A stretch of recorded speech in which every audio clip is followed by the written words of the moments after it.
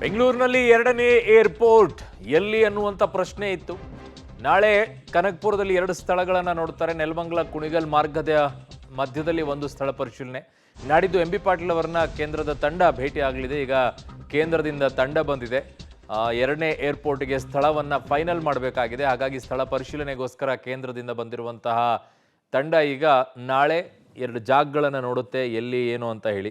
So ಕನಕಪುರದಲ್ಲೇ ಎರಡು ಸ್ಥಳ ಪರಿಶೀಲನೆಯನ್ನು ಮಾಡಲಿದ್ದಾರಂತೆ.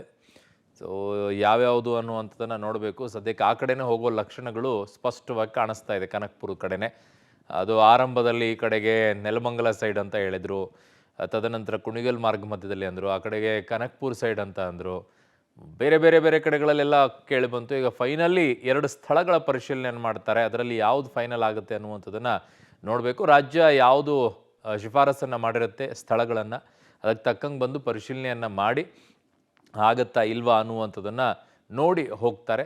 ನಾಡಿದ್ದು ಎಂ ಬಿ ಪಾಟೀಲ್ ಅವ್ರನ್ನ ಕೂಡ ಮಾತನಾಡಿಸ್ತಾರೆ.